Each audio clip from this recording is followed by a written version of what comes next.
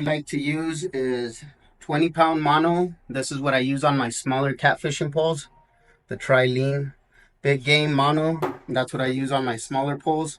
And on my Muddy River catfishing poles, I use the 65-pound tri-lean. But this one is braided. So I use the braided line for the big poles. I use the 20-pound mono for the smaller poles.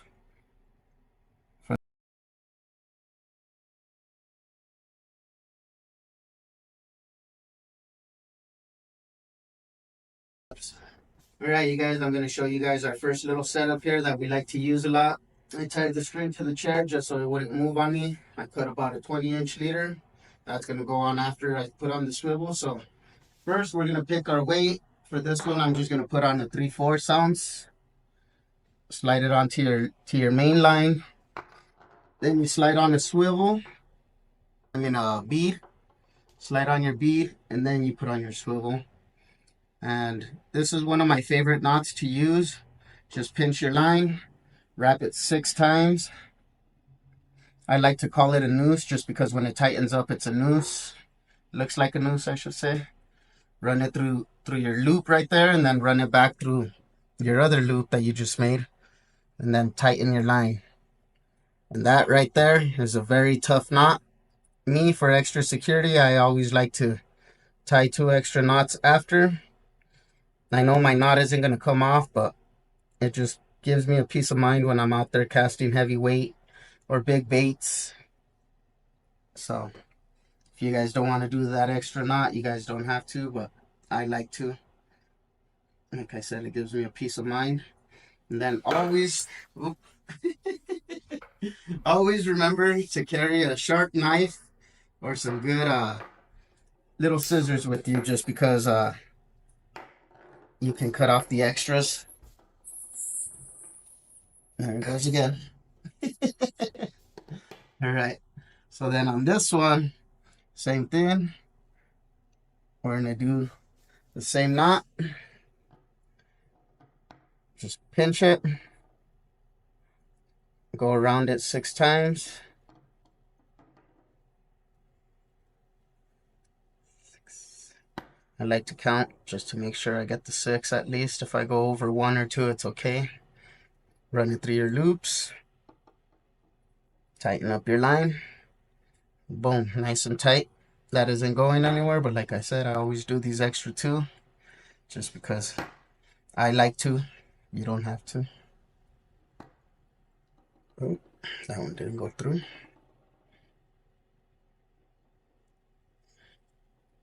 There we go. Same thing. Get your sharp knife. Clip off the excess. Then you got your swivel. You got your bead and you got your weight. And then on this one, the reason why I leave it so long is because I like to fold it maybe about 5 to 6 inches. And then pick my favorite hook that I'm going to use for the day. And then you run it through the eye. Come back. Tie a knot. But don't tighten it all the way. And then run your hook through it. And that right there is going to be a very strong knot as well. And that knot isn't going to go nowhere neither, but I still like to do the extra 2. Just in case I didn't tie it tight enough or something. So just like that. Cut off your extra. And there you have it. You can leave a shorter leader if you guys want. This is the distance that I like to leave when I'm using mine. So when you cast out, your weight runs freely. And so this is able to get pulled by the fish and pull you out of a snag even. It's happened to me a couple times where I get snagged up and the fish will take my bait and he ends up pulling my line out. So there you guys have the first one.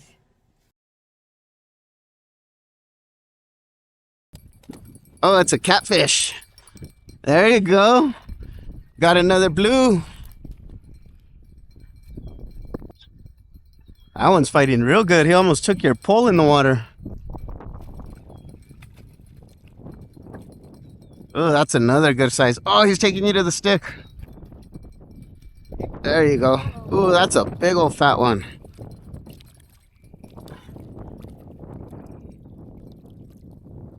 That's a beautiful one, babe.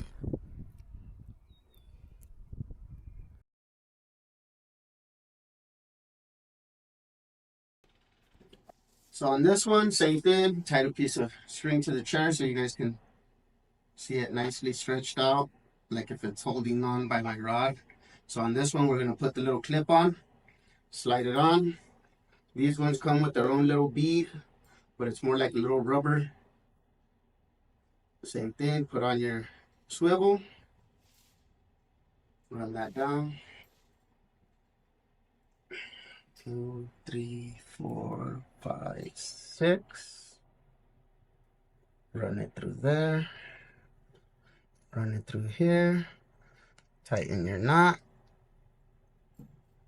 Just like that.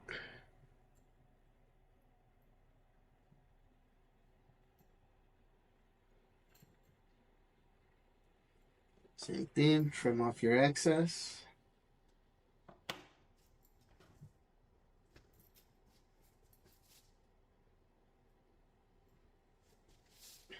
Tie on your leader line. You can use a thicker line if you guys want for your leader.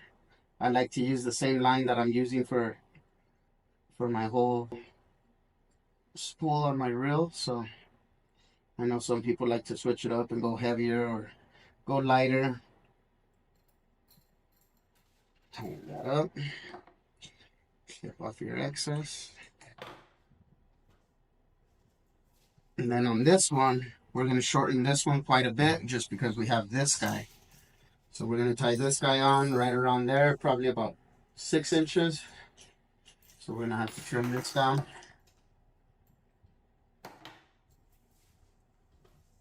Go that aside. Put this guy through there. Same knot. 1, 2, 3, 4, 5, 6. Run it through there. Run it through here. Tighten your line. And boom. There's that one. So then the way this one works is on this clip, you choose the weight you want. So you can go 4, 3, 2. We'll put a 3 ounce weight on this one. Just unhook your clip. Put your weight on. Put your clip back on. And this one does the same thing as the other one. The weight runs freely. This little rubber pad that it comes with, it acts just like a bead. And then with your swivel, it's able to spin when the fish rolls. Then, so there you guys have it. And then this one has a clip at the end, so you can switch out whatever size you want for the hook. I have a 9 on there. That's the size I like to use. If you don't like to use circle hooks, I also like to use the size 2 eagle claws. These actually work really well for channels. I wouldn't recommend using it on a bigger fish like a big blue cat or a flathead. We also use these guys. They're a little bigger. These ones are 3s or 4s, I think. So you like to use different sizes. I mean, just whatever works for you. Circle hooks are good for catch and release. Just because if the fish ever swallows it, he doesn't get gut hooked. It hooks him right on the cheek or right on the lip. So there you guys have it for this one.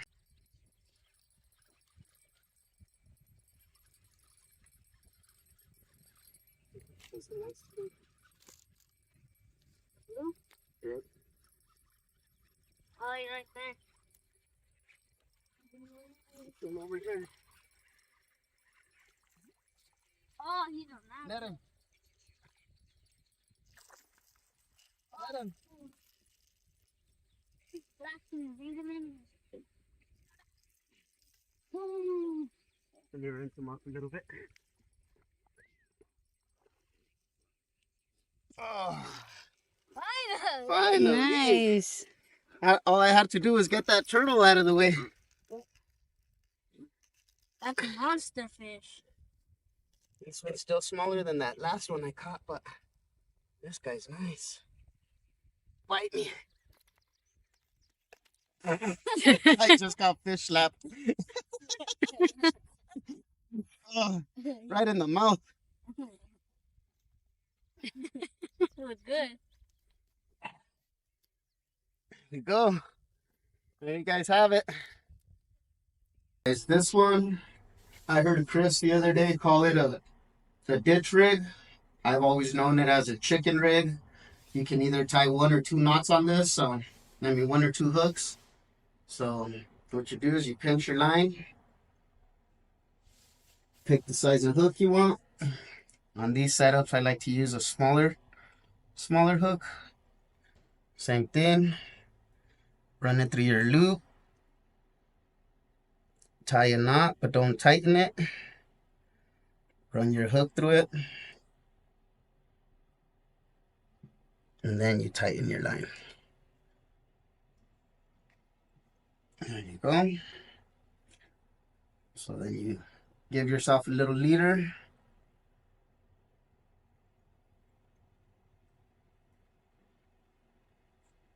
Tie it up just like that. And just so I can make sure that that leader isn't going to run on me, I do an extra knot. Just like that. You can tie 2 or you can tie 1. For this setup, I always go with 1, but every now and then I'll tie on 2. So then you run your weight on there. Same thing, just tie a knot on there. I go with my fancy little knot that I love to use. My little noose knot.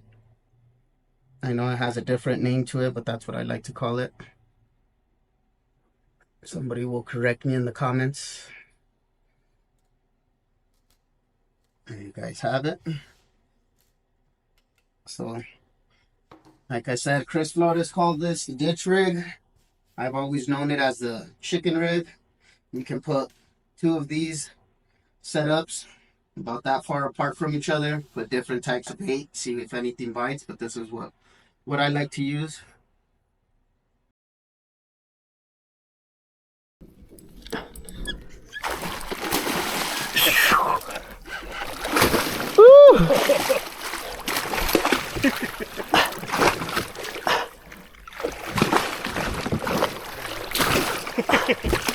Give me your mouth.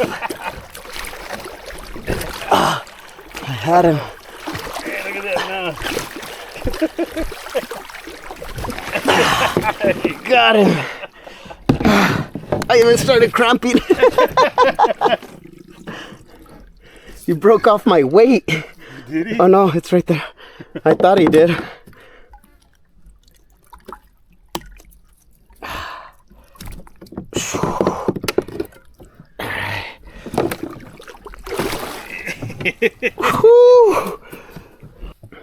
Another monster. Another Muddy River Flathead.